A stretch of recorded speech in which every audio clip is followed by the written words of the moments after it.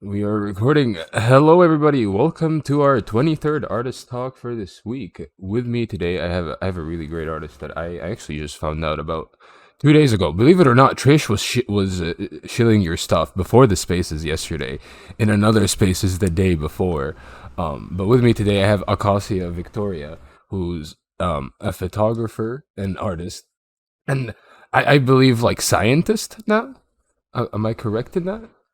Um, I'm very humbled and honored that you think that way, but I am not a scientist at all. I'm just very I'm just very curious. And essentially, through us just talking a little bit, you mentioned that you're an artist. You've been exhibiting for 10 years, and then you've joined the NFT space. So to those listening who are like, who is Acacia? Like, do you want to give them like a little intro about yourself? Yeah, sure. Yeah, so my name is Akosia. I go by Ava Silvery online on all of the platforms. I am 31 years old, soon 32, and I am a German Ghanaian professional artist and photographer based in Switzerland, in Zurich. And oh, where do I start? Where do I end? Yeah, so I studied art, like the traditional art stuff in Germany from 2009 to 2015, and Nice.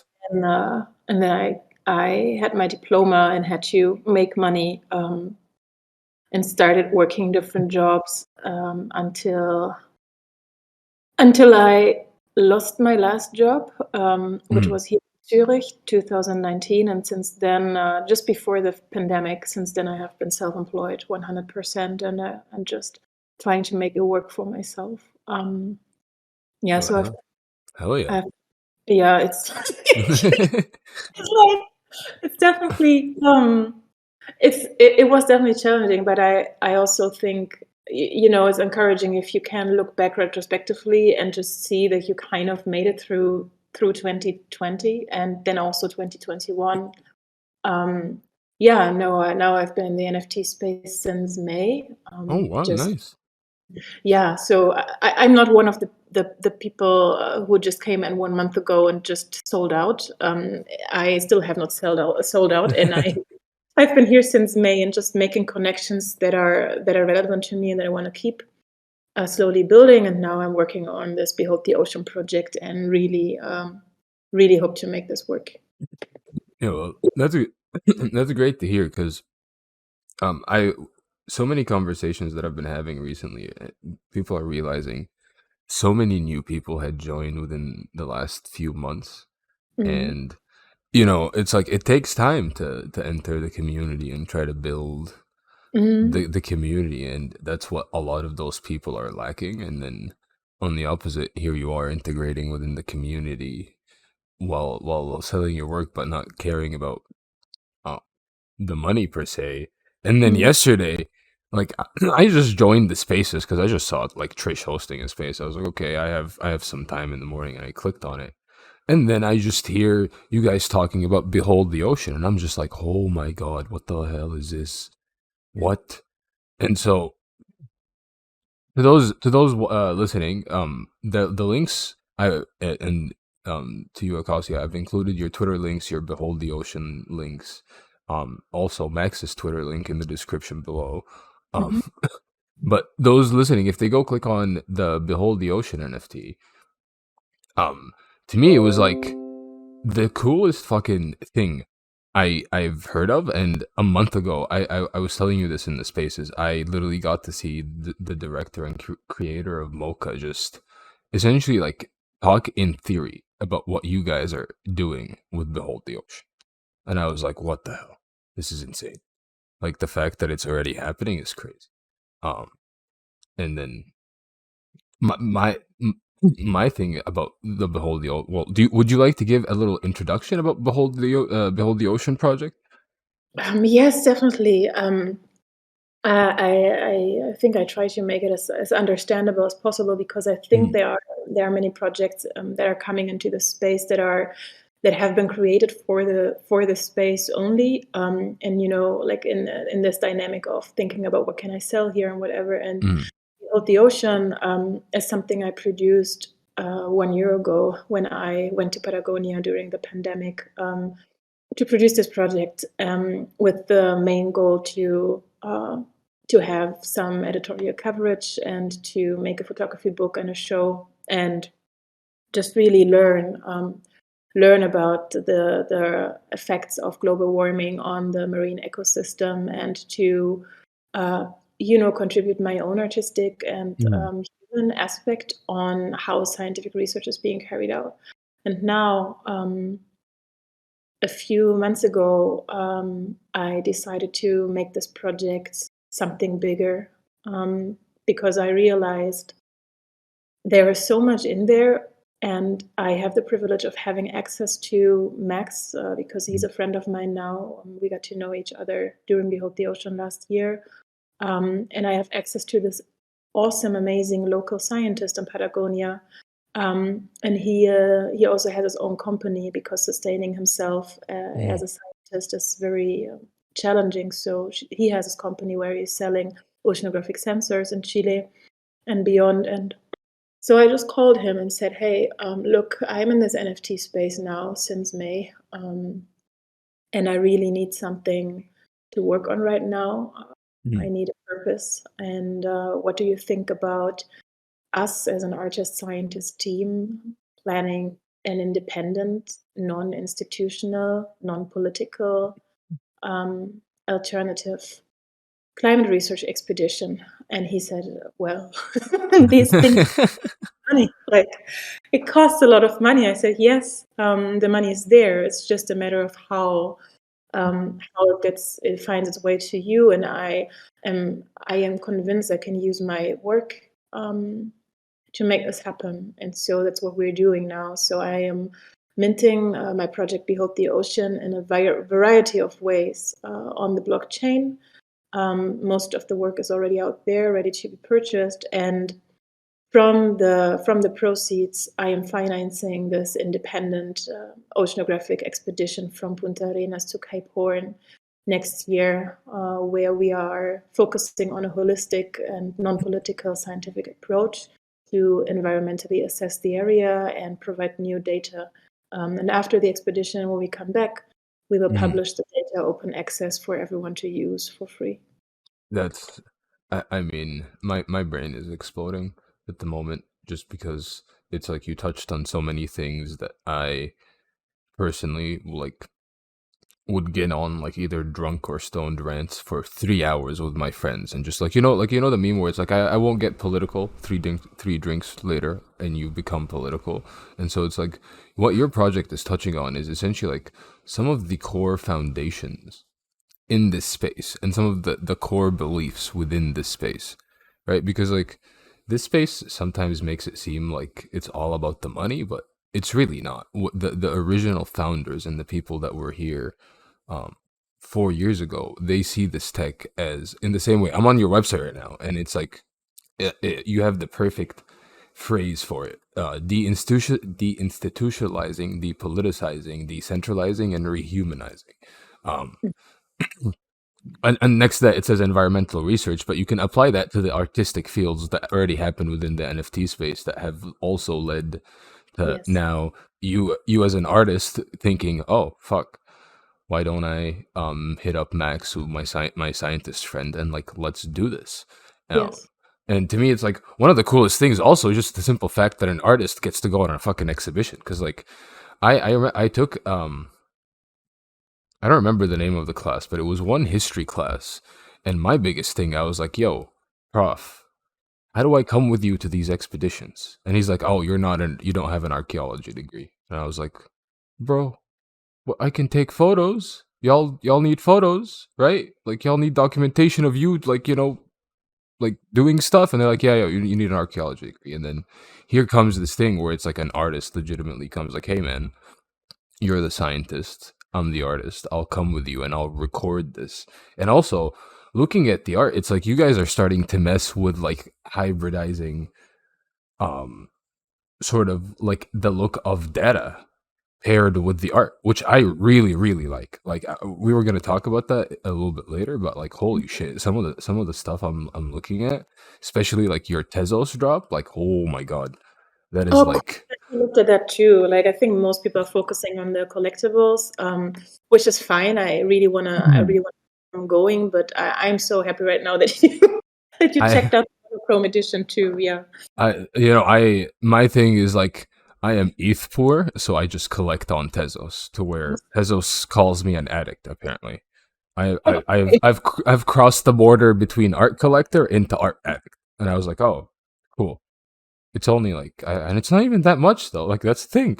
But I'm a big fan of Tezos because it's like to me Tezos has like sort of like it's where a lot of like the uses of the fine art world are meeting the technology and are hybridizing very well Mhm. and I focusing on the art side compared to like ETH side, Yeah, I which is agree. all like sales, you know?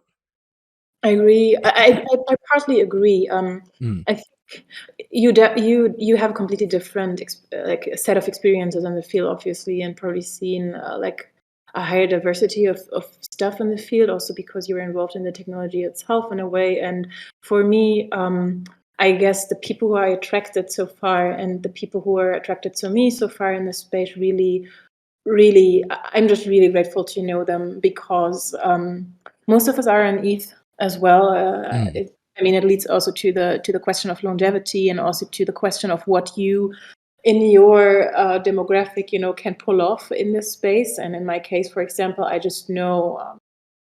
I mean, I am who I am. mm, Belong to the categories that people push me into, and so I knew there was no way for me at all to make this work on Tez.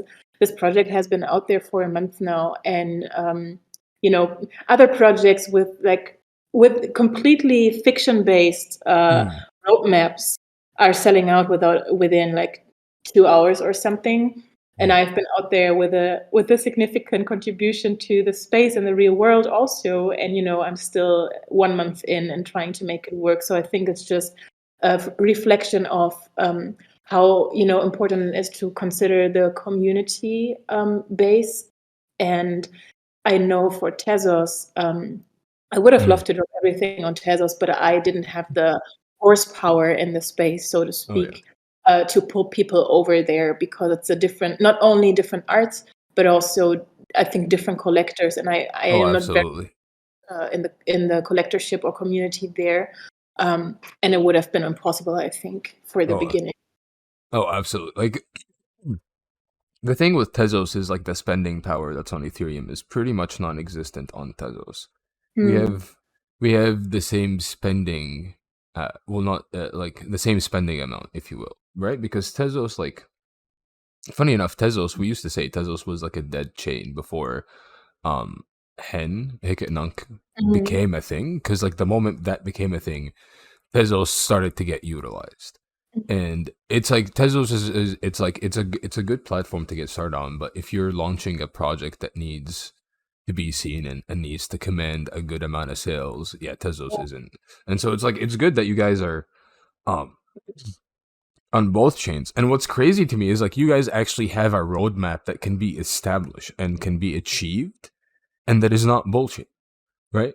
Like to your point earlier where it's like a 10K project that's like, hey, look at our fucking like, little avatar thing.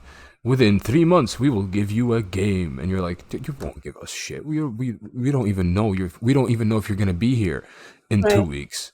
right. And then, But go yeah, ahead. like, but I mean, these projects still work, right? I mean, it's not like Some of them, some of them do, and then some of them end up like pulling some really shady stuff, or they just die, right? Like a lot of that's the thing about the space is like a lot of the projects that we're seeing now that are launching and that have, I'm talking about specifically about like collectible PFP based projects that have nothing else like built on top of them except like, oh, roadmap coming soon of like maybe a world or 3D stuff. They mm, won't they won't last like mm, the next 3 years. It just people already have moved on and people move on week to week from collectible. And so to me it's like I'm looking at your roadmap and it's like this space literally sometimes will go to the projects that have an impossible roadmap, and here is your roadmap that's like, you look at it, it's like, yeah, okay, this actually is 110% legit, and that Yeah, you guys have thought this out. yes, of course. I mean, and it's also like, I have to say, the expedition is kind of. Mm.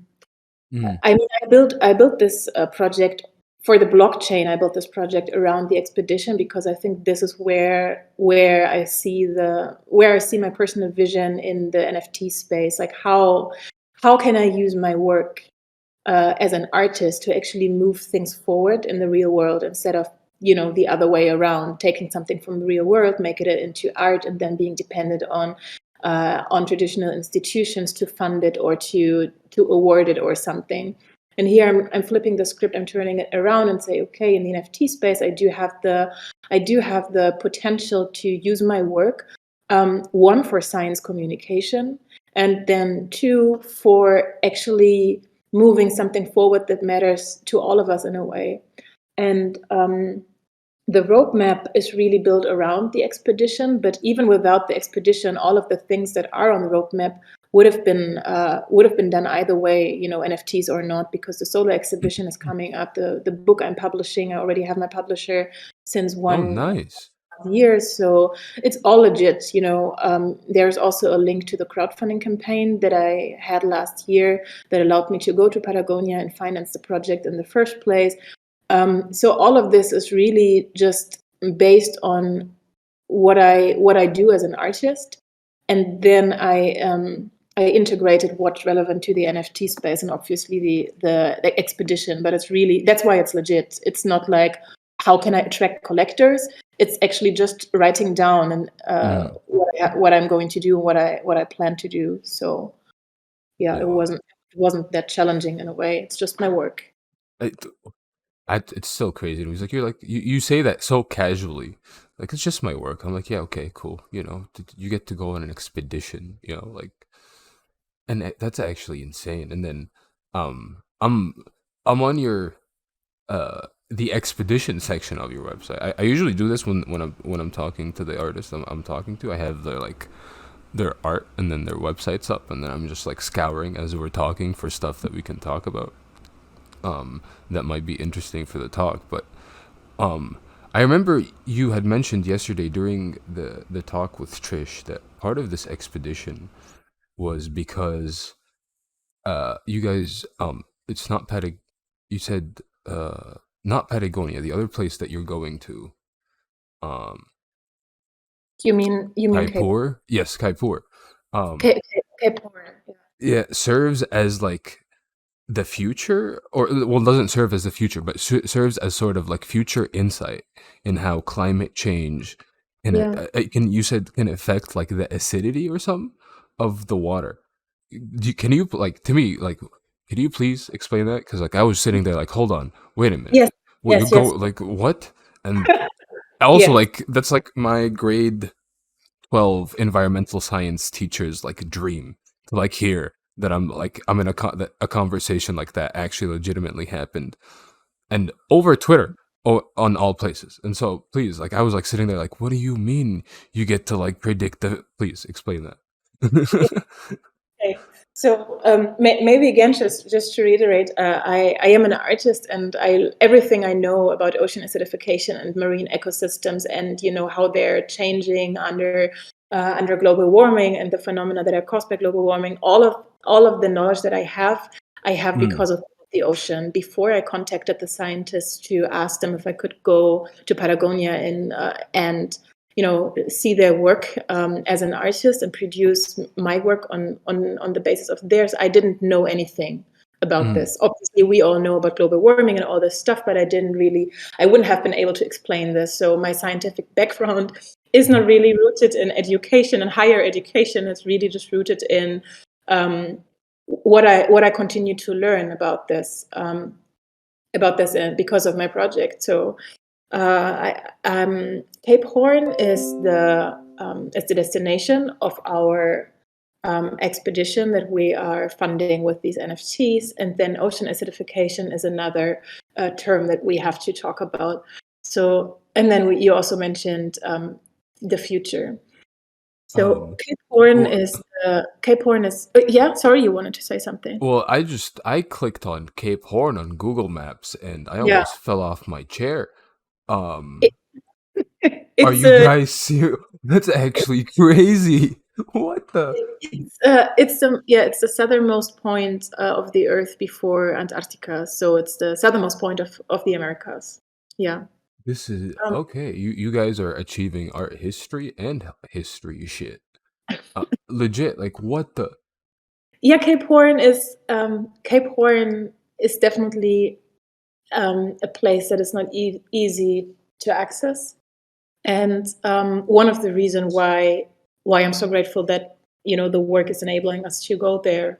And this is directly connected to your question about the future. Mm, So in these let's say remote or very peripheral areas and location in our world, the meteorological circumstances and the way the ocean moves mm, and is affected by climate change is more extreme because the locations are so extreme. And because of these extreme circumstances, in many cases, there are the way the water is moving and the way the ecosystems are shifting give scientists a basis of how to predict what the future might look like in other places of the world as well, because the circumstances there are already so extreme.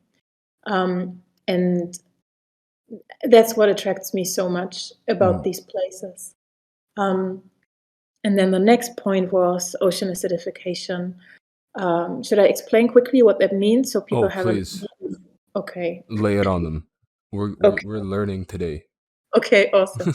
So we all know that glaciers are melting, and glaciers are supposed to melt because they are made of ice, and ice is Mm, melting. That's natural. So the point is not that glaciers are melting at all. The point is that they are melting at an alarming rate. mm, And the problem is the pH level of the fresh water that a glacier releases is different than the pH level of the ocean.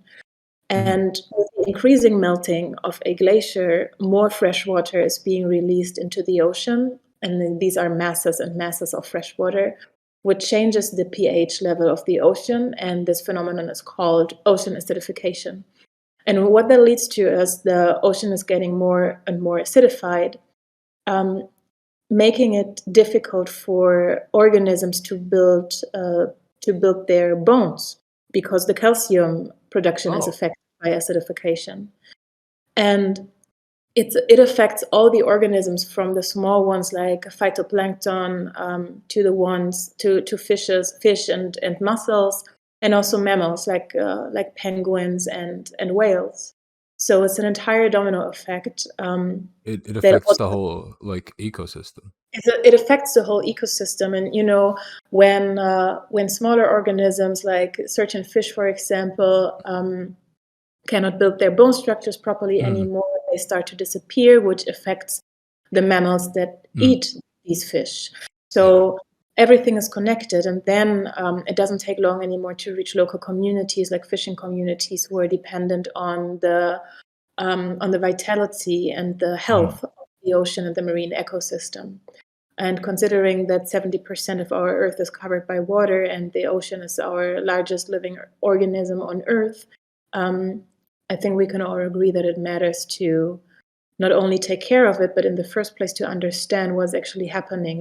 We are often, or most of the time, when we're talking about climate change and mm. activism and all this stuff, we're talking about protecting the ocean, conserving the ocean, but it starts with research. It starts with understanding what the current parameters are. Th- I so many things I want to say. Holy shit.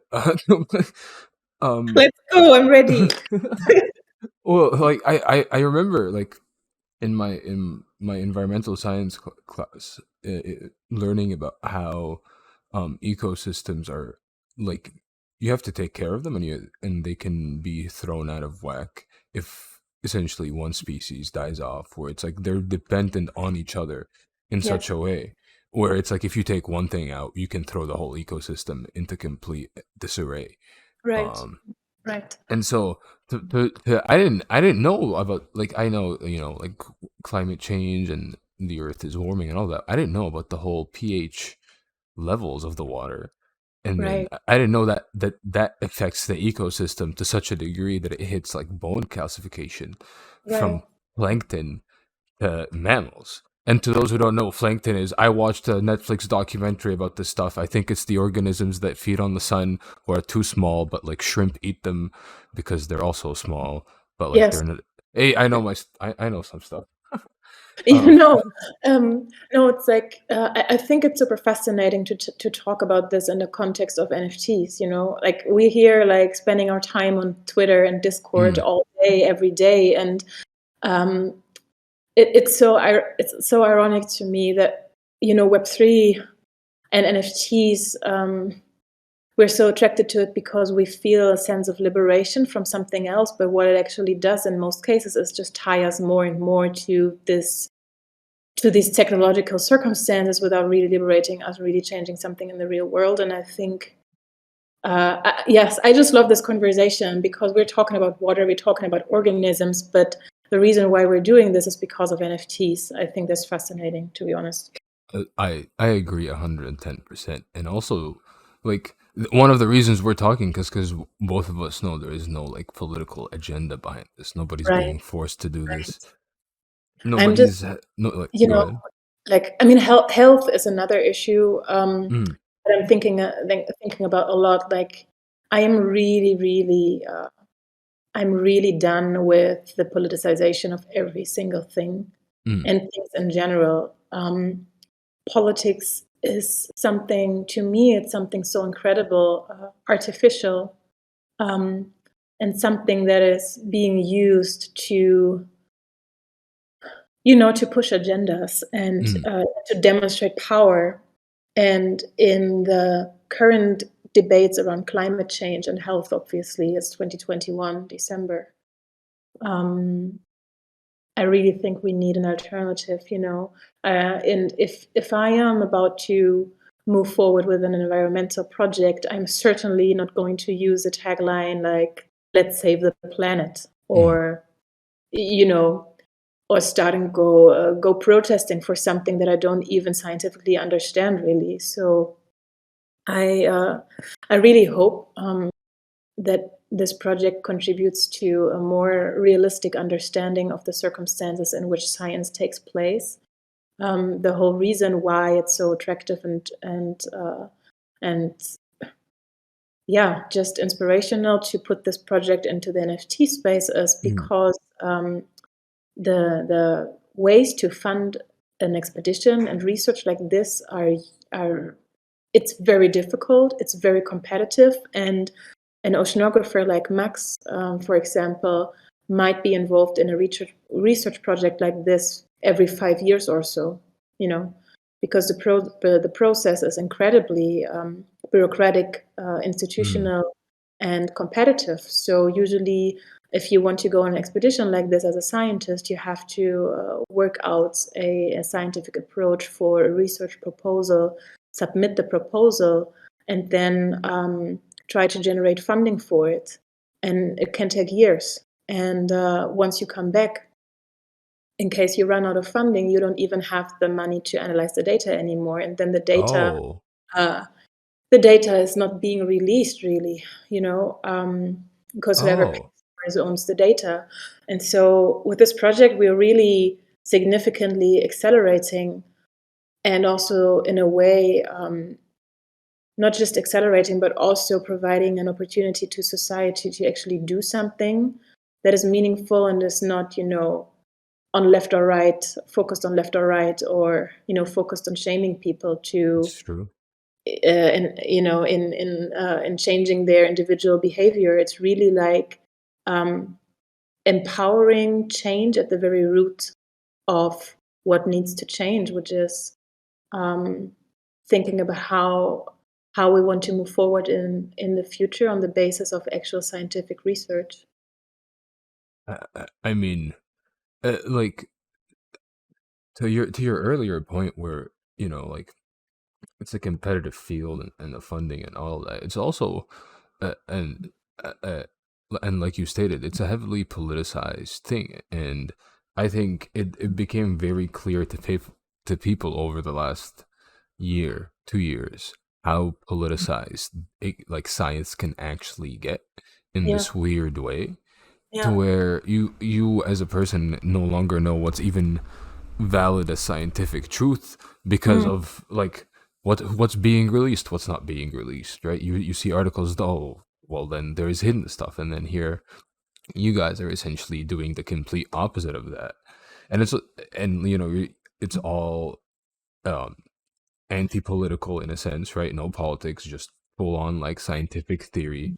mhm, We're here to figure out the shit, and that's it. No funding over our head, no right. corporation behind us say these numbers need to meet our expectations, or the data is not getting released, which to me is still wild. That data, like, people just like hold data back and just don't release it for like a certain amount of years, like, oh, thanks for helping us advance our human civilization, you know like, Yeah, gee. I mean, yes, it's a good point. I think it's very. I think it's more complex. I don't think there is like a bad person sitting anywhere. I Mm. mean, there are bad people sitting in places, but like to this point, or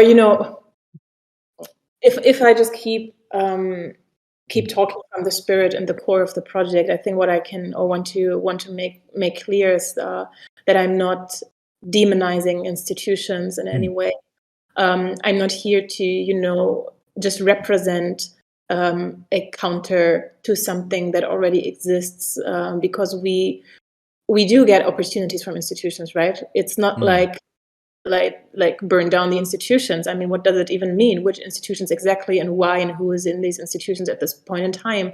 So instead of pointing the finger at something that is just very differentiated and nuanced, uh, I think I'm focusing more on the alternative, which is this Mm. project, and see where it leads us. And I think one of the most important aspects to me, and I see it in the collectorship reflected, is there are people from the photography space who are interested in the project because of the artistic quality, but then there are also people obviously from the environmental corners. Then there are people from the native Web3 Mm. community who are just excited about an NFT project that really bridges the metaverse visions and experiences with something in the real world that makes that contributes to making a change in a way.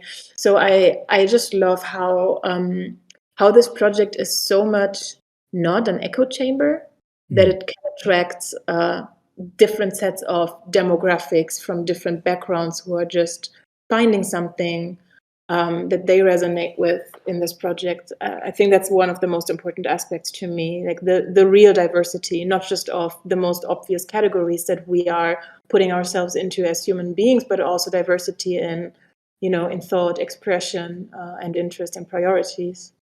I and it's also, I think part of the diversity that you're getting is also just because, I mean, anybody that reads sort of what your project is about gets it, like, legit. And it would be hard not to either support it in thought, or even if you have the funds to support it with buying the NFTs, because it just, like, it makes sense. Like you said, you're not aiming to take down the institutions, which I think is like um one of the biggest downfalls of everything that's like new and evolving, is how they like to take the hammer to the foundations and just try to take everything out. And Mm. the whole point is like, no, we understand there are certain problems within this foundation. We need to change it slowly and methodically, so that the thing does not collapse on top of itself and take us all out with it, right? Yeah, um and like, yeah, maybe. I mean, I am certainly not against mm. swift radical movements like disruption. I'm certainly not against disruption anyway, but I do think, I mean, you can choose between two things essentially. You can choose to put your energy into changing something that is not there for you, or you can put into your energy into creating an entirely new alternative, and you just leave the old alone altogether. It's not, Ex- you don't have to make a compromise. um, exactly. I think really that's something that just the flexibility and also the imaginary ability that comes with being an artist offers to us. We don't have to fight against something that is still there and like put 150% of our energy there. We can do some of that. But I think more importantly, before you try to tear something down, is to have something that you bring to the table in terms of something Mhm. new. I exactly. I couldn't agree with you more. And also, in this weird cycle, or like, um, well, to anybody listening, go Google Ouroboros and you'll know what I'm talking, right? But it's like the snake chasing its own tail, where it's like, I've noticed this in art history classes, right? Where it's like the movements that don't, like, that acknowledge the institutions, but then decide, okay, we'll do it our own way and we'll Mm. coexist and we'll just go down our own path. Funny enough, the institutions end up coming and running to them to Mm. include them or follow what they're doing. And Right. so, like, in my head, it's like, as you say that, I literally, I envision this to where it's like, it's sort of, you're getting some support now and everybody's like, this is a cool idea, but I guarantee you what's like proved theory, right? Like, institutions will be running behind this because so many artists and so many scientists, understand the competitive nature, and then the co-evolution, or like the evolution of something just like that on the side, that allows them to like explore their scientific expeditions or their artistic expeditions, if you will, Yeah. independently. It's gonna Yeah. be like, I mean, I through just my conversations with my art history teachers and my art teachers, like, man, if they, at a dime, if they could get like funding and stuff, they would do it, right? And so, like, to do their projects. And so, seeing this, to me, I'm like, oh, this is, you guys are legitimately like spearheading this thing that could change and will be inspirational towards like scientific exploration and also artistic exploration, because we haven't talked about the art too much. But Yeah. I wanted to ask about that because I'm on your OpenSea collection right now, Mm. and I was Which, doing the Behold the Ocean, the well, one yeah. that Mhm. sorry. So There are two. it's the drop two. It's the one with the photos. Okay, okay. The one that I am that will finish minting by, oh god, Thursday.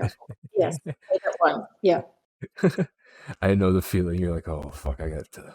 There's all this to mint, so many descriptions, so many details, and like OpenSea properties to fill. Yeah, it's not even yeah, talking of which, or the technological aspect of it, like, it's not, I don't even, so the reason why not all of it is out there is I am minting on my own manifold contract, so I'm minting via the Oh, and which is the beauty to me because it's stored on Airweave or other AR drive. So there is even more longevity to the work, mm, and but you have to pay the fees up front, so there's no lazy minting, yeah, and that's why I just had to wait until I can confidently say, okay, I will finish minting this now, because the fees to deploy the second contract, I paid for the deployment of two smart contracts. The first one for mm, the collectibles I put together myself and deployed it on the main net via Remix myself. And this one I made via Manifold. But the fees, I mean, you know how they are at the moment, and I paid I paid a couple yeah, of $1,000 just for the contract, and so I had to generate some revenue from the collectibles, and I have that now, and now I can just finish minting them. And yes, this will be done by Thursday. Yeah. So yeah. anyway, yeah, you're on the page now. What do you see? Well, I mean, it's good that you're on your own. Like, first of all, I'm a big fan of Manifold and what they're doing. I've been Yeah. following them since they I think it was Fuck Render, or they teamed up with somebody and did their first smart contract. and I've been following them ever since. And like the best thing about it is it actually gives you complete independence in the space, and Mm, in turn, it gives your expedition um complete independence in its funding as mm, well. mm. Where if OpenSea decides to do like some weird shady shit, and delist you guys, they can delist you guys, but we can find the contract on Etherscan. We can Yeah, read the contract on Etherscan and we can interact with it on Etherscan. And so right. like like that solves a whole other bunch of problems that we won't even get to because like that's a fucking wormhole in it. Yes, No, that's a rabbit hole. I like that's true. wormhole. um, Maybe both of it. I mean, you never know what you find in the end. it's true. Um, Thanks to form. so I'm looking at depth measured, Yeah. and the Oh, thing that caught my eye is the noise. Are you shooting on film by any chance? yes. So Oh, there is right now in this collection there is one. There are two frauds in the collection. One is the Macrocystis perifera Patagonia, which is like I'm getting emotional every time that I'm speaking about this piece of kelp forest. And I had to. This was very far away, and I had to shoot this with a longer lens, and so I had to use the camera that I just brought with me to shoot the documentary feature film that I produced at the same time. And that's a digital piece. And then there is also the token number one, the Disrupt, is also not on film because it's not even a photograph. It's a collage of two film stills from approaching the glacier. So actually, yeah, it's film stills, and the rest is all no. And then we also have Mixotroph actually, which is shot through the microscope, that's which shows interesting. the dinoflagellate, one of the phytoplanktons that are very comfortable under global warming and are releasing neurotoxins. Yeah, but the rest is on film, and so yeah, that's what I shoot with like 99% of the time. I mean, like digital is not to be shit on, and it's like also like um the photoplankton photo is insane. I like that. First of all, that photoplankton looks like it's having fun. It's just chilling. It looks like, but also just the detail on there, like Yes, crazy. and like as a person who's like I'm into like the theoretical part of the sciences, right? And I'm into the visual part of the sciences. Mm. So it's like I don't like graphs, but it's like if we're gonna sit down and like look through germs, let's bust out the microscopes because like I'm Yes, down I for get that it. shit, let's go. And so like it's been a thing of mine to like how do I own stuff like this? And then you guys, here you are, it's like photoplankton photo, and it's like legitimate as well, right? Yeah, but then also like what moves me so much about these dinoflagellate in general, like these microorganisms, is um, we depend on tools that are highly technical, Mhm. like microscope, to see them. We cannot see them with our bare eye. And then just next to it, you have this massive glacier that could kill you, better don't spend your night there up there. This is a massive, massive ice field. And they are basically the same image. The fresh water entering the ocean, leading to the comfortable space for these toxic phytoplankton species to really get comfortable and form these toxic algal blooms. And I just think it's so poetic how we have to surrender to nature completely, and then in order to understand it, uh, we have to work hard in order to build tools that enable us to really discover and reveal the microscopic dimension of our world. And only if we have um, the holistic understanding of both the micro dimension and the macro, both of which we have no, we have no power against both of these dimensions.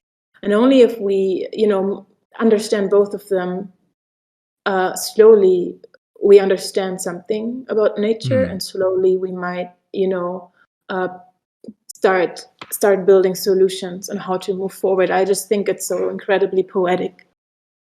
I that is like thematically alone, like my God, what? Like that's actually it makes so much sense. It is so true.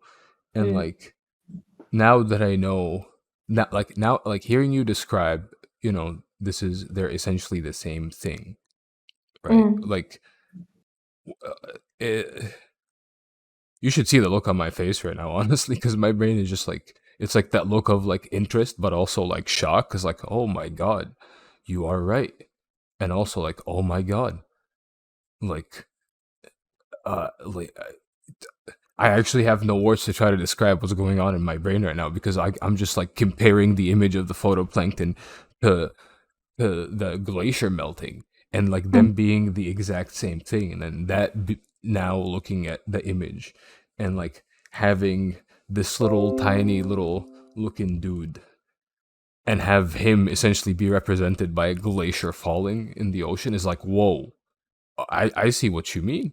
Yeah, I understand ocean acidification now completely. Like holy shit. awesome. Um And like this, like just oh god, I don't know. I could read and look about. I could look at this and read about them forever. But like what was so fascinating to me, these dinoflagellates, this the microscopic image there, the mixotroph. mm, They are so cool because I mean, obviously they release neurotoxins, which not only affect sea life, but uh, I think in the 80s there were some events that really led to people dying in the ocean because there was such a mass of concentration of these dinoflagellates that they just couldn't breathe anymore, and they just died. So they are incredibly toxic in high concentration. And what I find so fascinating about them is their level of resilience and their adaptability, because you see there is like this kind of needle that points upwards, and then mm. there is kind of this bag with this shadow inside of this bag or belly, you could say, or body, and the shadow is actually chlorophyll, so nutrition Oh, in this organism. And the thing is mixotroph, meaning it can turn this round body and this needle away from each other in different ways, and one part of it actually can do photosynthesis, and one part can actually eat. So they can wait. just live in different water columns and in different depth of the ocean, which makes them so adaptable. And I just think they're incredibly fascinating. We cannot grab them, we cannot see them, but they're having such a massive effect. And they can photosynthesize and eat? What? Yeah. Yes, they are mixotroph. Oh God. I see. Sometimes I wish I could photosynthesize because then I would have so much Same. fucking energy, you know.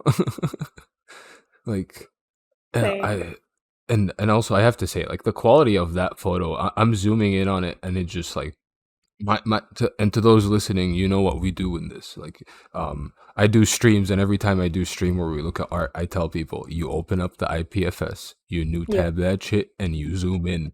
You gotta Yes. look at the quality, and like, so, oh man, it's like some of the photos that you have like have like this really nice ethereal effect to them that then Mm. just like still carries the scientific aspect of it. Like all of these photos have a scientific like element to them that's very visible, but also have this like weird ethereal, otherworldly sort of.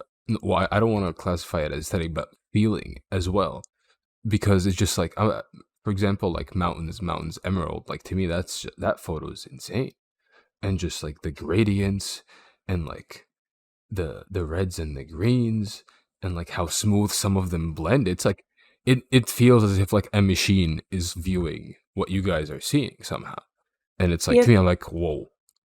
it's Uh, yeah, it's I think, was it the latest piece that I minted? No, the latest one was Red Tide. But yes, the mountains, emerald is actually funny because I totally forgot to write the technological or technical aspect of making this image in the description, but so it's based on. Oh, you didn't even ask. Sorry. Do you actually Well, want to no, know? please, yes. Oh, that's why I didn't say anything. I was like, oh, I don't even have to ask. Sorry. So, yeah. So as I said, I'm working on this photography book, and well, now it's a whole story. I try to make it brief because, like, Yes. we could talk about one thing for hours. I feel, and I don't know. I have 100,000 thoughts in my head at the same time. Everyone has the same problem, but like for me, it comes out of my mouth. Something is like so. It's such a deviation. But anyway, so I I went to Patagonia initially with a concept. You don't go there just with your cameras and film, but Mm.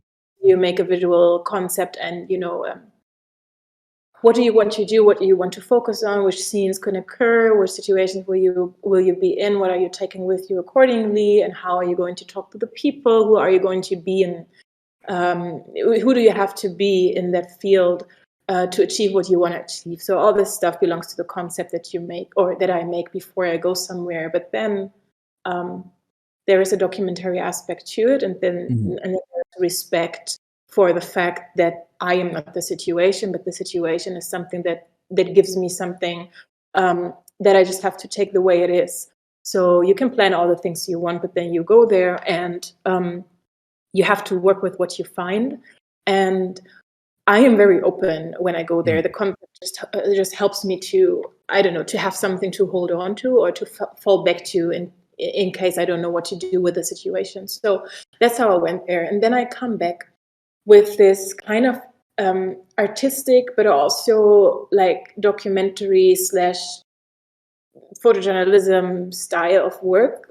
Of like, there is a lot of work that I have for the book, and I saw the images the first time after developing them in January or February this year, and I had many of them just marinate because I didn't really know how to bridge the gap between this kind of work that is so new and my actual artistic practice. And sometimes it really helps to just have work or negatives lay there for a couple of months and then you go back at them.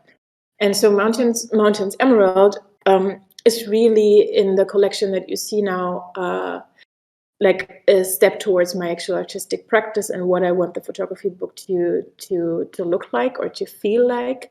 Mm. And so these are two different photographs, like taken a couple of seconds after one another, Mm. and um, then printed and scanned, and then just put on top of each other or above each other rather.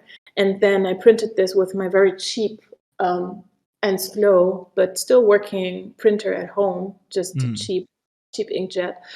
And then it had such a weird but beautiful color shift to it. And then I just had it hanging here for a couple of weeks and felt this is material, but somehow this is not finished. And then I Mm. rescanned the print of these raw, like inkjet prints, and I rescanned it, and then I inverted it, and some color shifts were happening and going on. Reminded me of like the way that I work in the darkroom, in the color darkroom, where these light leaks happen because Mm. maybe you are tired and you don't really close your hand enough when you are carrying the paper in the light-proof bag to the color processor, and then you get Yep. these red shifts. And so I just manipulated a little bit more, and yeah, and that's the piece. I mean, it's one of my favorite pieces in the whole in the second drop of the collection.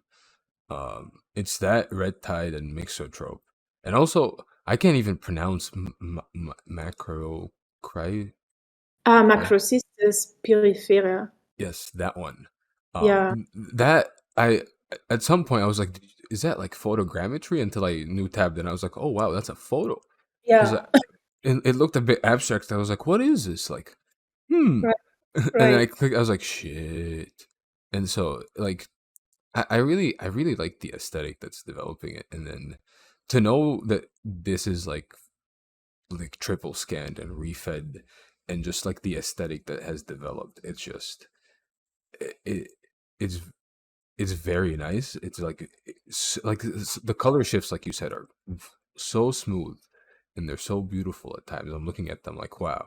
And then weirdly enough, some of the effects that are being achieved give like a sense of greater stuff in the background than there is, which I'm just like looking at like wow. It feels as if like you guys were looking at glaciers and Mm, mountains, and then mm. there's like a shit ton of fucking mountains back there that are like large, like Yes. Mount Olympus type. I was like, I'm looking at this, I'm like, holy cow, like, and it just and the noise alone, like I good noise needs to and good grain needs to be appreciated because One, it adds so much. yeah. Like grain is like, yeah, 3,200 ISO Ilford. Yes, please. Like 1% with you. Um, do you shoot 35 mil or do you shoot like medium format or? I have a, so what do I've minted yet? Yeah, so half of what I've minted is, or most of what I've minted is Shota Mamma Mia 645 Super. It's a medium format that I just love because it's so. I mean, I'm sure I would love 6:9 too, but then like economically, I don't know. Mm, 6:4.5 is good for me. And then I also shot a lot of 35 mil that I haven't really minted from yet, except for the Crowded Buoy, where they are retrieving the oceanographic sensors from the ocean. But the rest, yeah, it's medium format. No, and then the Red Tide is also 35 mil. So I really, really love both formats. Most of my artistic work and like the stuff that I have in museums, exhibitions is based on medium format film. But you know, if you go somewhere and want to really work through something and work scenes, then definitely 35 millimeter is something that I just like to work with too. I mean, I just had to ask because like I'm a big fan of 35 millimeter and I'm a bigger fan of medium format. Mm. Uh, and then I mean, just medium format to me is like the perfect hybrid between 35 mil and well, it is the perfect hybrid, like literally of 35 mil and large format 4 by Right, 5 film. But right, it just like the image quality that you can get on a medium format is so nice. And right. then and also, well, have you shot on large format at all? I had a Sinar, like a guy I was like with for a while in a very weird way, gave me his Sinar and I broke it when I was very angry. I don't know. I kind of wasn't really paying attention and I broke it before I really started shooting with it. So unfortunately, no. I still have, I think, two lenses here. Okay. But yeah, like if the project is successful, Mhm. I definitely am going to get one of these. What are they called? Intrepid of these like 3D printed. Yeah, Uh, I was actually gonna literally tell you, I'm like, if you're ever interested, I think I know a person that sells 3D printed large format bodies yeah, in I the really UK. yeah, like this combination. I mean, like this combination of like high tech, but then also still traditional photography processes is like one of my biggest dreams, Mhm. or rather plans, because I have to make it happen. Is really to have a 3D printed lab. I mean, they're printing already houses in 3D with large 3D True. printers. I really want to print my own photographic lab, from the building itself to the actual processors and all this stuff, and then larger 3D printed. I'm so excited. That would that would actually be cool as hell. Holy, Yes. I mean, I remember in largers like I haven't been in a dark room in 4 years since my first year in university, Mm, but my girlfriend shoots film, and mm, so she and I remember like just the fun of printing your own photos, the light leaks that you would have from the enlargers, also the light leaks you would have if you were working with somebody else and they just didn't pay attention, and they mm, would just open their light and you're like, hey man, come on, you just mm. screwed my photo. And it Yeah, I mean, just oh goodness, I remember that very well. Like, as long as it's just a photo and not the film, like it's we can true. move with it. Like is it, and then just, I mean, like the dark room, the dark room element is I think is a very important part of like the photographic process. Yes. Um, and like it just like it's a completely different feeling than sitting down on a computer and editing photos. And when you mix both, when you go from the dark room, right, with your photo to the computer and scan it, it's like what you're able to do. Your brain just like opens up every fucking door photography wise, because then you can do basic Photoshop materials in the dark room, right? Right. Because like, I mean, this sounds cheesy, right? But it's like teachers would love to say the dark room is the original Photoshop, ha ha ha, and you're like, yes, I get it, I understand what you mean, Yeah. right? But it's like it's true.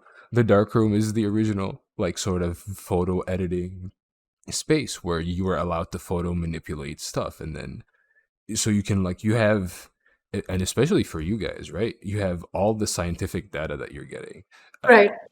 right, and like all this like, visualized data on computer programs, right, and then you can go into the dark room, print the photo, manipulate it however you want, right, pull the exposure, like burn some areas, like take it out, like fix the photo, right, stop the stuff, and then scan it, and then you have a whole digital element of like digital aesthetics that you can just apply to the already applied film aesthetics, and it just marries the two together, and Yeah. like It's I also I'm so intrigued about about intertwining, the scientific explorative process and also the artistic exploration process. It's just something. It's never ending, and it's so every potential failure can either evoke something in you that you wouldn't have met before, or or just or just push you further into a completely different direction. It's so fascinating to me how just science and art have so much in common and how they are working. Obviously, I mean, what is science and what is art? I mean, it's very generally spoken, but um, I don't know. It's something where I feel you can you can just let yourself go, and on mm, the basis of the technological framework of both science or ocean science in that case, and also the mathematics and the physics that go into knowing how to navigate a dark room, and it's just there is just so much room because you have these limitations um, that are on the basis of technology, but then you can just let yourself go and be free in that framework, or even stretch the boundaries somehow. I don't know. I just feel very comfortable in this space. I mean it's and like to the point, to your point of like art and science like mixing together, like the one of the reasons why the Tezos drop is like one of my favorite drops like compared to the other two is because of the like, I don't know if it's actual data that you guys have on there, but it's like the weird grid like stuff. To me, that is just so nice. Yeah. And it's like it's like to me it would, like, as a person who's like grown like watching like Discovery Channel and Mythbusters and all, like like Planet Earth and all of that stuff, Mm. there's a certain aesthetic that science reports have, Mm. and then there's a certain aesthetic that's developed in popular culture that sort of has married art and like that science stuff that we see in movies and in like comics and like all that stuff. And Mm. so it's actually one of my favorite things. It's now has made its way into artists' hands, where it's like you can sit down with Max and you guys like can be like, oh, you know, we can include these things to simulate the data, or even maybe in the future actually include actual data within the artwork, right? Because I mean, it's I mean, I've hmm? in the monochrome drop here, in the source monochromes, and also in the source collectibles, these weird artifacts that you see, like these grids that you talked about, Mm, these figures or the stuff that you cannot really decipher. This is real raw oceanographic data from the expedition, pulled from the actually, yeah, it's like the third layer is are like abstract patterns that I made with raw oceanographic data, meaning with different parameters of salinity, CO2, and all the stuff that is being measured because of, in the context of researching how global warming affects the oceans and the marine ecosystem. So it's not just some abstract stuff, but it's actually made of like printing and reprinting and rearranging and destroying basically the scientific data itself. I have this 500, almost 600 page PDF here, which is just numbers of values of CO2, salinity, and pH Jesus. that were recorded over the course of a couple of months in the Strait of Magellan. Yeah. That's I mean, it's crazy. And I was reading some of the descriptions, and one of them is like, you guys, what is it? After recovering the sensors, no, yeah, oh yeah, these sensors were more than a year and a half in the water. Like that's actually crazy. You guys are Yeah. going through years of data, and It's like in this case, actually, it's so there's a plot twist to the whole story that I still have to decide on how to integrate this into the book and the whole story. But um, the sensors were supposed to be in the ocean for a year and record. They're like miniature laboratories that are moving and just analyze the data and or get the data from the current data from the ocean and the current values and just record it. And then you can, whenever you're coming back and you plug them into the computer, you just read the data for that has been recorded for however long the sensor was in the ocean. But in this case, for some reason that still couldn't be clarified, maybe a whale or a fisherman or whatever hit the sensors or the buoy or whatever happened. But we had two sensors retrieved, and both of them had stopped working after a couple of months in the ocean. And so on this very giant research project of over almost 4 years, they lost a good chunk of data. And one of the reasons is, and that ties actually back to how science is being funded and whatever. Of course, there are also sensors that just transmit data in real time, but they cost money. And of course, there are expeditions, be it from Japan, South Korea, or Germany, or the USA, where you are not going with two sensors, but with 20 or 200, But speaking also of the representation of demographics that are not necessarily highlighted in the majority of projects also in the NFT space right now, funding scientific research, especially environmental research in Chile, is very different compared to other. I think in 2019, Chile had spent 0.3% of the gross domestic annual product on research and development, and then within these 0.3%, there is competition among the different sciences, and then within one science there is competition among the different projects. So the funding for a 4-year project is very limited compared to other nations. Which leads to a limitation in the technological equipment that these scientists can work with, then leading to, it's a whole chain. So, yeah. I mean, I sort of, I remember you had talked about this yesterday, and I sort of understand, I understand like the struggles people have to deal with, because my mom is a professor, and like the funding in universities alone like is indicative of like the funding of scientific research within a country. And so it's like it's like it's a struggle. And especially like you said, like you said Chile spent 0.6% of its GDP. 0.3% in 0.3. in 2019. I would have to look it up for 2020. It always changes a little bit, but not significantly. Well, like still that is legitimately nothing. Like that's not Right. even a 1%. Right. That's point like could you imagine like getting 0.3 ETH as funding? Like fuck. Are you serious? Like give me 1 ETH instead of like, you're not asking for it. That was a joke.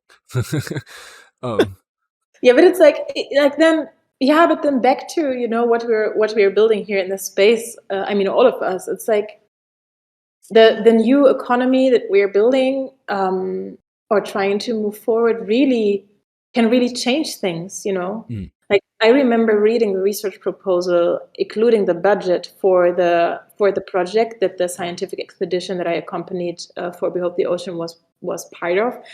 And it was like, I think, 100 or 200K budget for 4 years, including human resources and technological equipment, for 4 years. 4 years? And then I'm here in Switzerland. I'm not from here, but I've been living here since 2015. Mm. And then I'm here and, you know, look around in the scene, the cultural scene, and like which artistic projects are being funded. And then there was this one this one example that really that I came across while I was working on the funding for Behold the Ocean last year, and that was there is an emphasis on funding artistic research, especially like PhD programs at the moment. I think that's an international thing, like funding and pushing artistic PhDs and all that stuff. And there was one project here that is concerned with how to collect performance art. And I think also for 4 years or something, 3 or 4 years. And this project got a couple of million Oh, US, wow. like Swiss francs in funding. And I just came across this example while I was working on Behold the Ocean, in comparison to this 200K in US dollars budget for a 4-year research project. And I was just like, the world is small, but yet, you know, like, we're living in different worlds in a way. I don't know how I would have comprehended that. If I would have been mad if I was a scientist. Like, shit, somebody gets $1 million to preserve performance art, and scientists trying to do climate change research get 400,000 for 4 years. That's wild. What the? Yes, it's like, yeah, I mean, we don't really know, we don't really have insight into these processes, right? How it's being judged, who's being involved, who knows who, and whatever. It's like a whole mess that we just don't have access to. And I don't know. I'm just excited about the idea that, like, a group of people who also don't know each other but are connected by the web somehow can actually fund things in a completely, you know, in a way that also gives them something back. And you know, with successful projects, them being able to actually invest in something and just gain a return on their initial investment, because they're not just, you know, supporting or donating something, but they're actually buying something that, you know, increases in the future in value. And I think that's so also poetic again, and also intriguing when it comes to nature on the blockchain, Mm. like mapping glaciers to the blockchain. Already, these glaciers have changed already. So we're minting glaciers on the blockchain that you will never see again. It's true. It's I think, to me, that's actually one of one of the biggest draws to the NFT space for me is its archivability, Right. especially for things that we know will cease to exist within our lifetime, Yeah. right? Or within 20 years, because it allows, like, even like for scientific purposes, like, it allows for people to save so much data for future generations, and even for artistic purposes, it allows us to save, like, future works for future generations. And so, like, that alone, I mean, like, I've brought this up in multiple talks where it's like, you know, because of this tech, we could sort of, if it's done correctly, we could never have a burning of the Library of Alexandria 2.0 ever again.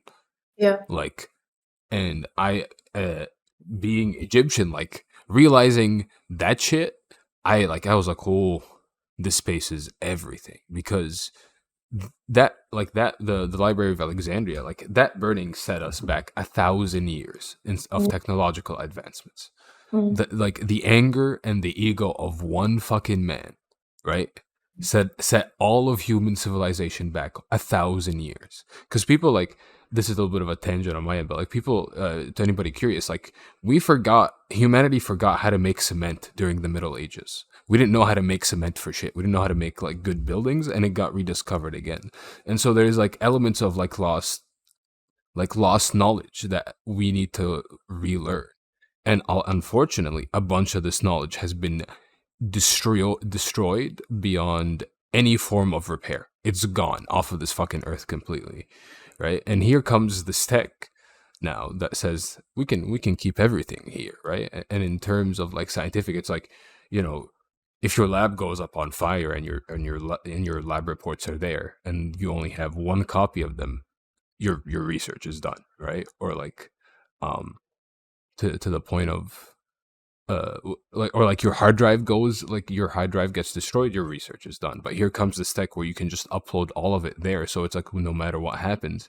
everybody can sort of, it doesn't matter who owns it as well, right? Because like the ownership, like you can own it, but other scientists, regardless of if they own it or not, can come view it, use Right. your debt, right? And so like that alone as well, just like, I mean, could you like Do just do you know do mm. you know any DAOs, or other, like, initiatives, that are concerned with you're just like now my brain explodes because I'm one, um like, who is intrigued with, like, minting education on the blockchain? Like, right now, we are in this JPEG moment. By the way, all of my work are PNGs. I don't know where everybody is talking about, like, JPEGs that are compressed. Like, PNGs is a, the I PNG lossless format anyway. But, um, we're talking about, like, these very, direct and immediate visual representations of something, or visual pieces of something. But then I think on Zora, on the Zora protocol, you can already mint HTML pages, right? Yeah, you can.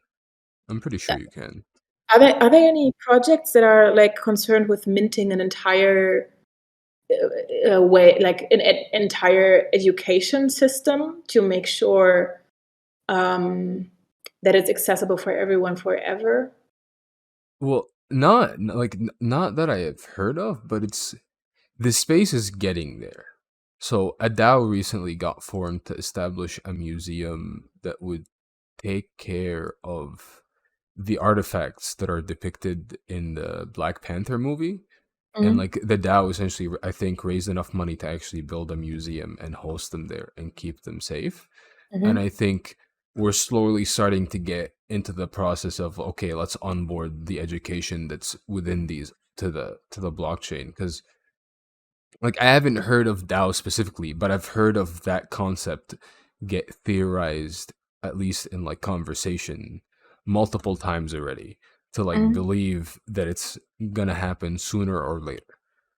Um, but mm, I'll definitely look, because like I myself, like and to those listening, like I jumped into spaces yesterday, and when I was listening, I went on stage and I had to be like, hello, I need to you can have the artist talk, but I also mentioned that you guys have support from the biggest like museum in the space and the biggest collectors in the space, which is Mocha, because they were the ones that theorize, like I was sitting there in the event. They were the ones that brought up the whole idea of research DAOs and scientific based DAOs in the event, and I was just sitting there like, oh yeah, it's a different game. And so I'll definitely look for that as well, and I'll ask some people, because it's like, if we like full research DAOs and full education DAOs, if you will, that would actually be insane to witness. No. right, right. And then also, oh god, there is so much to do, really. I mean, I'm excited, like, we really have work to do, because you, like, as soon as you mention libraries, in the context of Web3, I'm thinking of finding or paving the way for NFTs to secure, a state Mm. finding, like, imagine having real public educational institutions, non-political institutions, um, paid by and secured by some kind of blockchain related circumstance. It's I it would solve so many problems. It would actually also allow us to see where our money's being used for, you know? Like Yes. could Yes. you could you imagine like being able to look at a university's funding and how it's exactly being used? Like there's a reason why they don't view that shit to anybody. And this tech, like that's one of my favorite things about this tech is like you said, like you can onboard a lot of stuff to it, but also it just like it puts everything out in the open in Mm. such a beautiful way, and you're like sitting there like, okay, you can't have what's the there's an American saying, it's like pull the wool over my eyes, I think, something like that, where it's like you can't like cover my head, like you can't pull a fast one on us anymore. And also like this space, like we've been getting talks of like I personally believe that universities are gonna start to NFT like their awards and their graduation ceremonies and like their graduation papers. It makes too much sense to not do that literally, and Right. also in the opposite side, you can like how my brain just farted right now. Okay, cool. I just lost the point I was gonna make. um, well, you were talking about We property. talking Sorry? about we were talking about like actual buildings and like stuff that happens in Oh, public spaces, enabled by an or more oh, importantly secured by yes. Um, blockchain. I we had talked. I had talked to a bunch of people in the space where it's like, um, how, or at least the way view it in the future, right, is for the museums, for example, will end up fractionalizing their collections as a way to back up their value Mm, within within the society they exist in, and it also gives those who buy the fractional tokens essentially a participation or participatory role, if that's even a word, in the mhm, formation of like popular culture. And in turn, when that gets established, maybe not fractionalization, but when that sort of um, like use case and like onboarding makes its way into the scientific field in whatever form they figure it out, it will also be a way for the people to be able to support the scientists. And like it changes the dynamic to where it's like, the scientists are no longer waiting for funding, where it's like the scientists can converse with the people, right? right. And the people will converse with the scientist, and they can get to like a solution together without having to deal with like certain institutions or certain uh like gates that they that they have to jump over. Like, and again, to your point, like not all institutions are bad, right? But like it's so competitive and it's such a tight knit field, and the money flows. I mean, And it's I sorry. too like, and they are also so slow. True. Yeah, Really? incredibly slow. Oh god, it takes so much time for stuff to happen. Hmm. And it's like, and what's crazy to me is like, as a person who got to see in his university my program get no funding and science get 10 million, like the sciences get $10 million donation from a generous donor. Oh boy, because like I know for a fact his generous donation got his kid into that university. That's a Mm, fact. But other than that, I was just sitting there. It's like it's crazy because you're the artist and you're the one who approached Max about this, right. not the other way around. So No, it's no. like it's to me that's also a really interesting fact that the artist is the one that's starting this instead of like the scientist, because it actually also shows like the power of like when creative people and people actually start to get um power within what they're able to achieve, right? Right. Then I and mean, also like it also shows to the fact that like funding should go equally to all places and to everybody, because if an artist is able to start a scientific expedition, right, what is a science able to do for the artistic field and vice versa, and like what is a musician able to do for the science field and vice versa, right? right, right. Like it's like, um, really the the core. If the science is the core and the art is the vehicle, I think it's just, um, like ideally they are enabling each other in an endless cycle. I think And yeah, no, that's actually, science is the core and art is the vehicle. That is a great saying. You should copyright that. You should copyright that saying. let me write down. That's um, actually a really good saying. Like no cap, no lying. Like that's a really good saying of like explaining what you guys are also aiming to achieve with this project, where it's like the science is the core and the art is the vehicle, because it's yeah, yes, it's definitely one way to look at it. Like, and then you could also just reverse it, because I also think the art is like is the core, like for us as creators, as human mm, beings. We don't. I mean, regardless of whether we consider ourselves artists or not, we are we are a species that creates, and so that's the core of our advancement too, right? But it's then true. also it's like it's this tool, can be used as a tool for not just negotiation but for effective communication, of something that does not need words, and just maybe triggers something in you, and then you can move forward with a completely different body of work or initiative. And it's just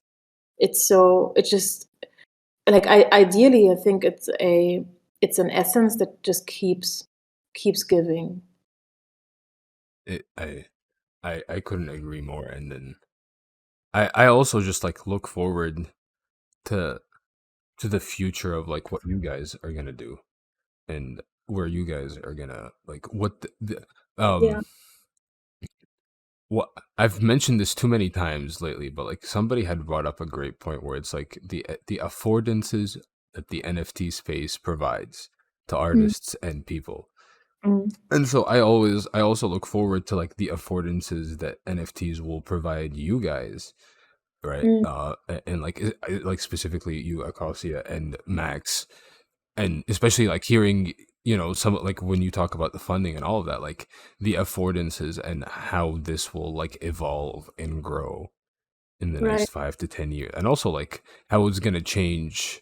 I mean, I'm the type of person who assumes every if I like an art piece, I think it's like the greatest foundational thing on the planet. And so um I I I don't know if it might happen, but I legitimately think this could be like sort of a foundational project that people look at and be like, "See, this is what you can do.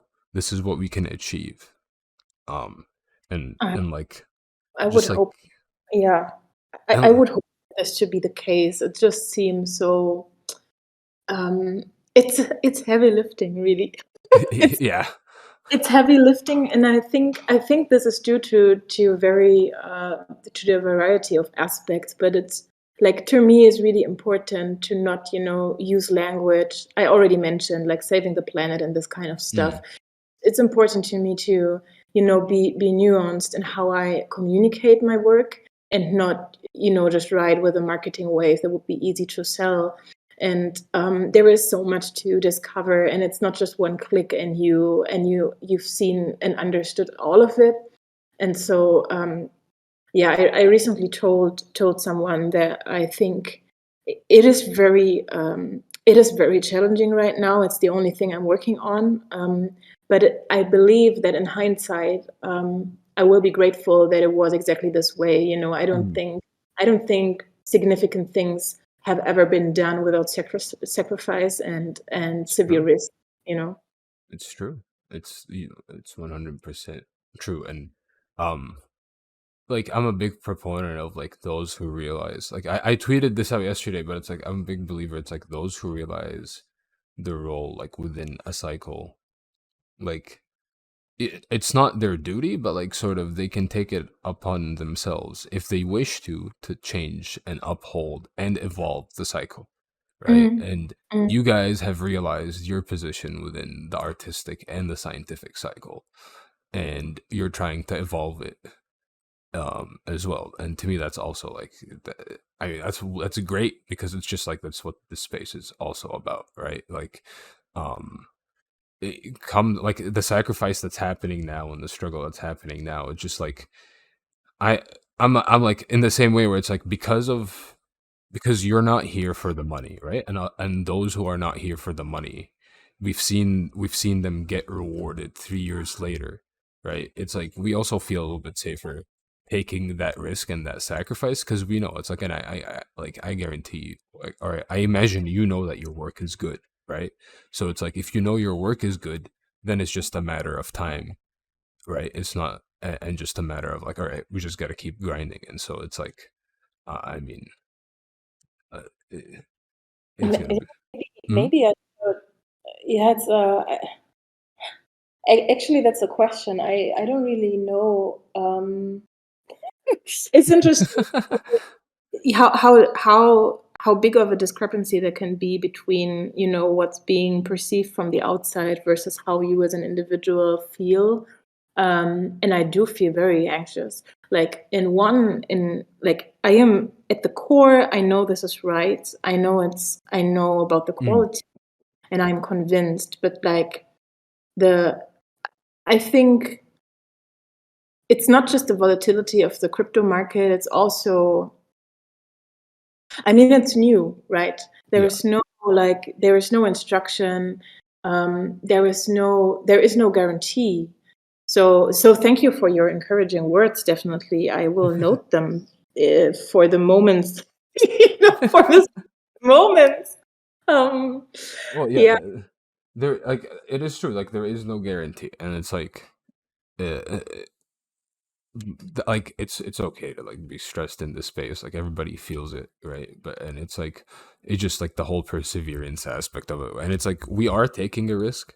It's a big risk. Nobody knows how this space is gonna be in 5 years, right? right. We don't even nobody knows what global, let alone international, like regulations are gonna look like on this crypto shit. Like nobody fucking knows, Mm. and so it's like we're essentially like taking a risk. But I think it's like you see it in like, and you also hear it in the way you talk compared to those who are in it for the money, right? Because it's like those who are in it for the money, it's like, man, when the next pump coming, when is this coming? And those who are in here for the tech, the pump doesn't fucking matter, because they're here for the affordances of the tech and what it helps them achieve, right? And they're focusing on what can like this is a toolbox, this is a tool in my toolbox, right? Instead of me becoming a tool in the crypto toolbox, right? And it's just like the traders get flipped, where it's like traders just become a tool for the projects, right? We need traders and we need flippers to make money and to solidify certain projects.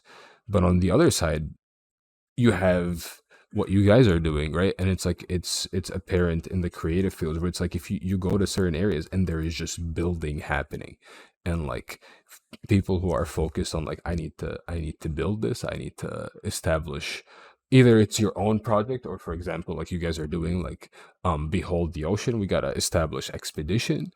And both of them are risky, right? But it's like, I mean, looking at how the space has played out, I guarantee you guys will be rewarded far more than the flippers. Sometimes they'll get rewarded, but although there is like all this stress and uncertainty, you guys will still get rewarded, because believe it or not, you're the ones who are pushing the space, not the flippers. The flippers are just bringing in the money. That's it. But you guys are the ones evolving the tech and pushing it forward, right? And yet we're all like in the same boat. Like, I mean, you know, everyone's action is influences and moves the space. And I want to push back a little bit against like the versus notion of like, you know, vision versus money, if I may, for a Mm, second. yeah. I have this Twitter space show with two friends of mine. It's called On Looking, and we're hosting it every few days. And just Mm, recently, I sometimes we just have open discussions, whatever comes to our mind, we just talk about. And recently, more and more, I felt the urge to actually talk about the sacrifice that artists are making regarding family mm, versus their career, especially women. And for me, like, this is not a non-profit project. Yes, mm, I want to fund this expedition, but I also want to give myself the ability to hopefully have kids someday, because I want to bring something to the table and mm. uh, and still, be an artist and do my work. And this is the biggest sacrifice I made, and I know it's like kind of uncomfortable to talk about this or to also listen to this, because not many women or also men who are also affected in a way talk Mhm. about this.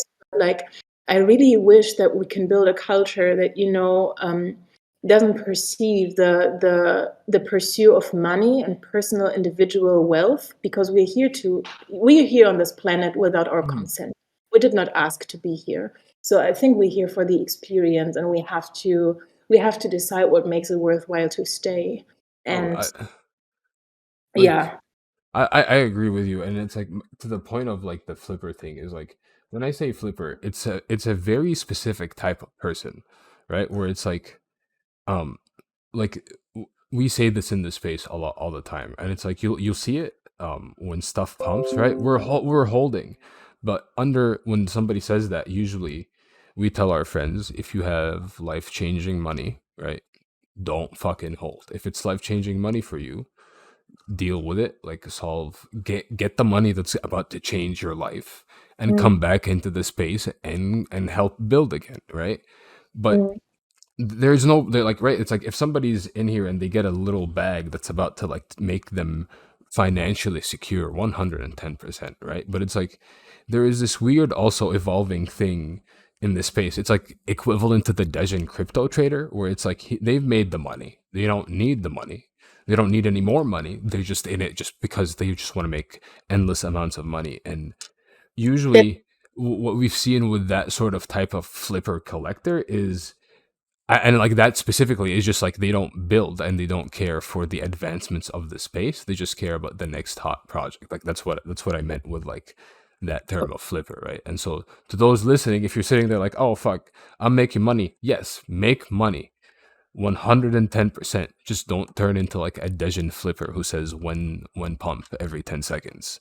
Because no, it's like, this is such an interesting conversation, because it makes me, like, in the whole experience of the space, but also talking to you, it just makes me realize over and over again that like where I come from in terms of economical circumstances, and that like a lot of what is happening just right next to me in the space is so so far from what I am able to imagine, that it's just yeah.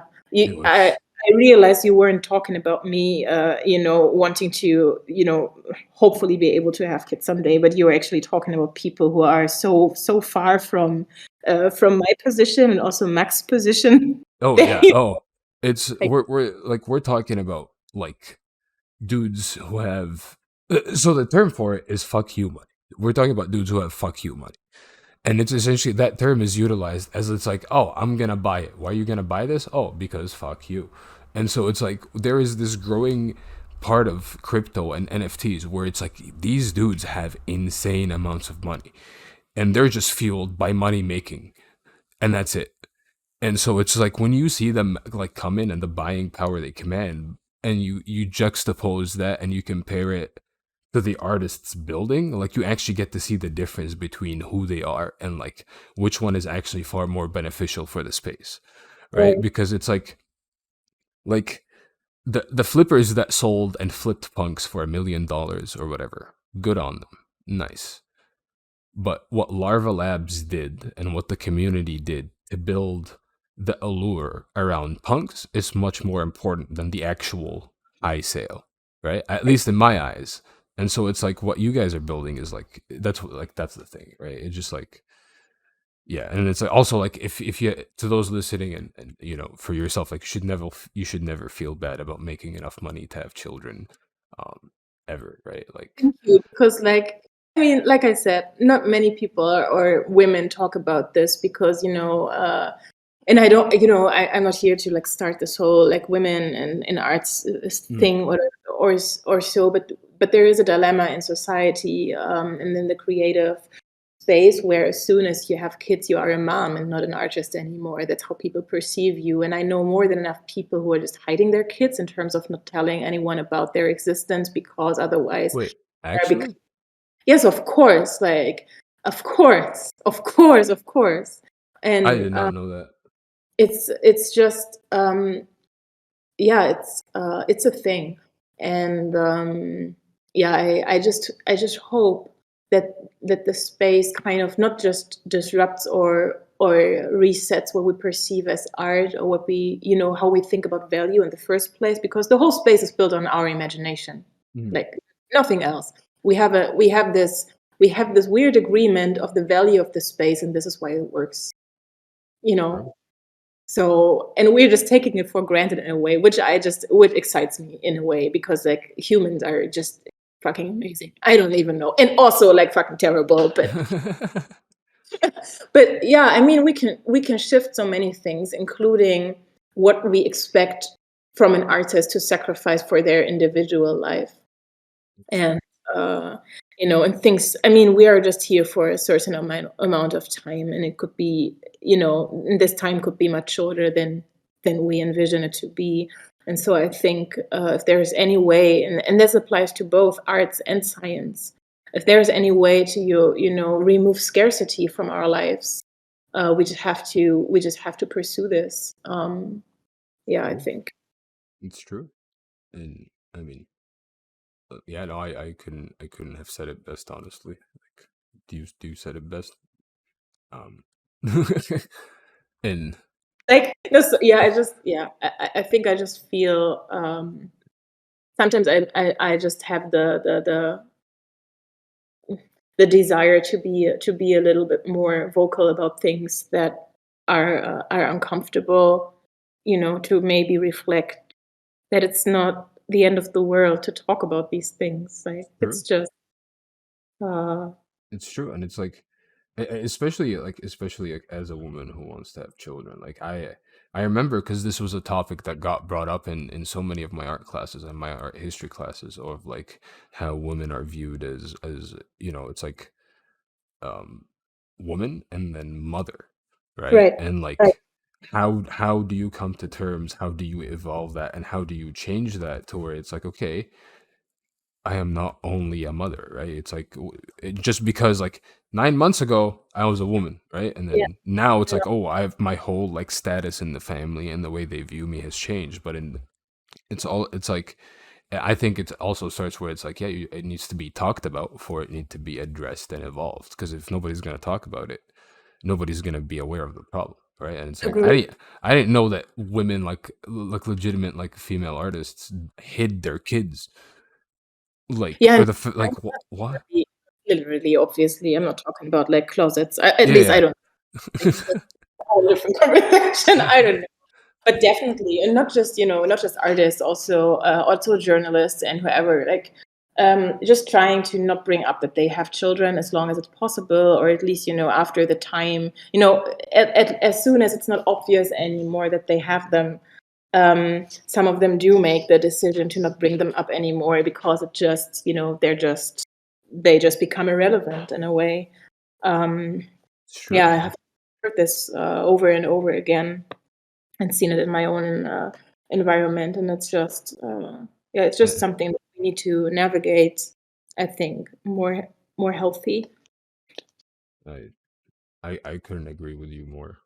Um, I don't know how we got here now. We're talking about me neither. I had, yeah, we've actually been recording for an hour and 43 minutes.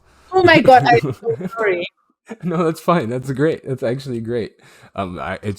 It means it was a good conversation. Usually, if it goes over an hour, it's good, because then we know we've like touched on topics and we've talked about stuff. And I guarantee you, like those listening, like, I don't think I've ever gotten a complaint that, hey, yo, your talks are too long. I think I've gotten complaints like, "Yo, your talks are like too low. Like, raise the audio." But like, I don't think like, and most people just like if it's too long, they just like stop halfway through, and it's like, okay, cool. But Right. I think it's still like to those listening, if you made it till the end, you know, this is an actual thing that needs to be addressed in the space and in like human population in general, right? Because it's like this space is planning to onboard female artists, and if these female artists are gonna spend years building their names to have that immediately get changed and taken away from them the moment they become mothers, that needs to be addressed before shit happens. Otherwise, it's sort of the same problems that are in the real world have made their way into the NFT space tenfold, right? But Right. now with anonymity, that's the problem. Now with anonymity, so people can actually be really mean about that shit. So, Right. um, well, Akasia, thank you for coming on to this artist talk. This was legitimately fucking great. Um, Thank you. Like, I don't know, thank you for, I don't know, for your presence in this space yesterday. Not yesterday, on Friday, I don't even know. Like, it's Web3 is just one long day. yeah, it really is. It really is. No, thank you for this and for, yeah, I don't know, for being so welcoming and open-minded and hearted. I really appreciate it.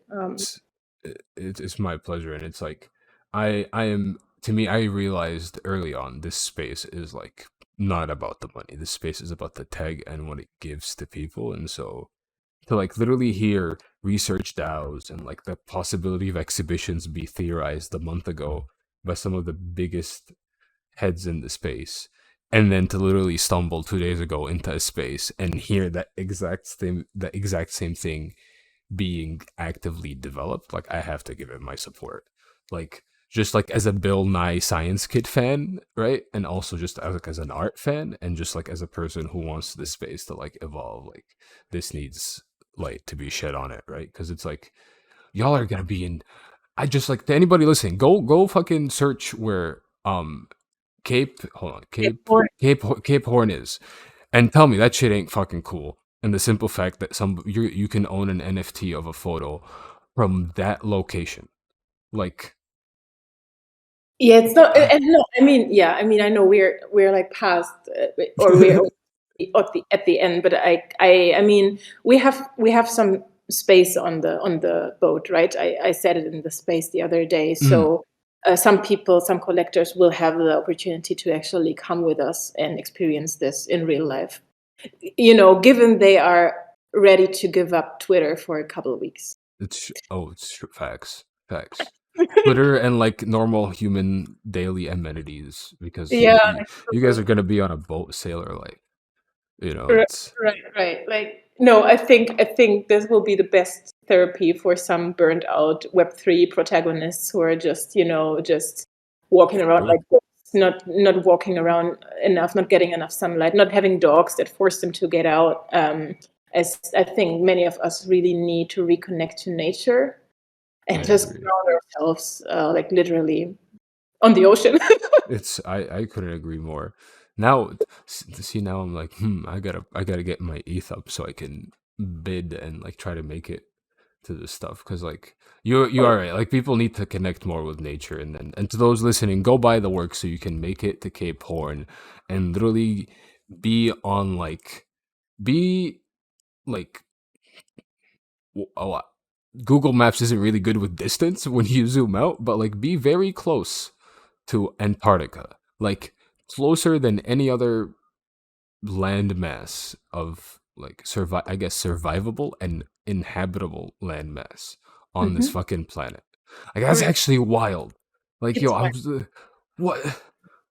All right, I mean, just I mean, did we tell you that we're planning to go to Antarctica in case we get like in case we sell out as a second oh trip? Yeah. oh oh. So I mean, we can go there totally. I like how you just casually just dropped that. Like, yeah, okay, we might just go to Antarctica after. Like, okay, cool. I'm, I mean, you were also visionary, right? I mean, you were talking about long term and a couple of years from now. yeah, yeah. I'm just ping ponging with you, and just letting you know that we can do. That's great. Now I'm just jealous. I'm like, you guys get to go to Antarctica too? like, I mean, Well, you are invited. oh, thank you. I will try. I will sell my kidneys for this. It is to those heard it. If you want to buy my kidneys, no, I'm kidding. But yeah, it's actually crazy that if it succeeds, like that too will be a foundational exhibition, like the first, crypto funded NFT self funded exhibition of artists and scientists to Antarctica. Like, yo, that's Yes. that's art history and history shit right there, legit. Um, Again, Akasi, thank you for coming. To those listening, I have included her Twitter, the website Behold the Ocean, and I see your link tree is on your Twitter, so your link tree is there as well. And I've also included Max's Twitter and the links he has available in his um, bio. So to those listening, go click on them, go buy the art, go buy Behold the Ocean NFTs. They're actually independent manifold custom contracts, so you're actually getting good quality custom contracts too. Like manifold, like yo, I mean that should tell those listening immediately like how dedicated this Acacia and Max are to this project, that they got a manifold contract instead of an OpenSea lazy minting contract. So go follow them, go buy the art. Again, thank you for coming. This was fucking great, Thank you. legitimately. Um, and I will see those listening in the next talk. Bye.